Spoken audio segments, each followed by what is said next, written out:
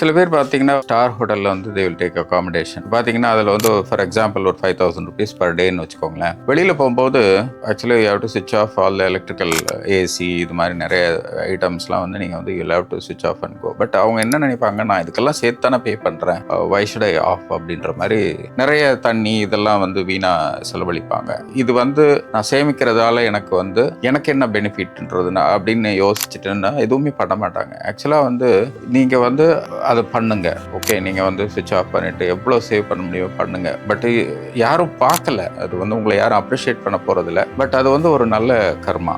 இது என்ன ஆகும்னா, இப்போ வந்து நீங்கள் வந்து பவரோ இல்லை மற்ற விஷயங்கள் சேவ் பண்ணுறதுனால பின்னாடி என்ன ஆகும், அந்த ஃபார் எக்ஸாம்பிள் இந்த ஹோட்டல் ஓனரோ என்ன பண்ணலாம், ஒரு வேளை டாரிஃப் இன்க்ரீஸ் பண்ண அந்த பேலன்ஸ் ஷீட்டில் உள்ள ப்ராஃபிட் அதிகமாக இருக்கலாம் பவர் சேவ் பண்ணுறதுனால. அப்போ என்ன ஆகும், உங்களுக்கு டாரிஃப் இன்க்ரீஸ் பண்ணாமல் இருக்கலாம். இல்லை ஒரு வேளை இன்க்ரீஸ் பண்ணால் கூட டிஸ்கவுண்ட்ற ஃபார்மில் பின்னாடி உங்களுக்கு கொடுக்கலாம். ஆக்சுவலாக நிறைய பேர் வந்து நான் செய்கிறது வந்து வெளியில் தெரியல, இப்போ தெரிஞ்சாதான் நான் அப்ரிஷியேட் பண்ணுவான்றது நிறைய பேர் வந்து தெரியாமல் அது பண்ண மாட்டாங்க. யாருக்காவது தெரிஞ்சாதான் நான் வந்து நல்லது பண்ணணும் அப்படின்னு நினைப்பாங்க. Actually it is like this is watched. உங்களோட மனசாட்சின்னு ஒன்று இருக்குது, இன்னொன்று வந்து it is watched by God. கடவுள் வந்து வாட்ச் பண்ணுறாரு. கண்டிப்பாக வந்து நீங்கள் பண்ணுற ஒரு நல்ல செயல் மற்றவங்களுக்கு தெரியலனா கூட அது வந்து கடவுள் உங்களோட மனசாட்சி வாட்ச் பண்ணுறதுனால கண்டிப்பாக வந்து உங்களுக்கு அதுக்குண்டான பலனை பின்னாடி உங்களுக்கு கிடைக்கும்.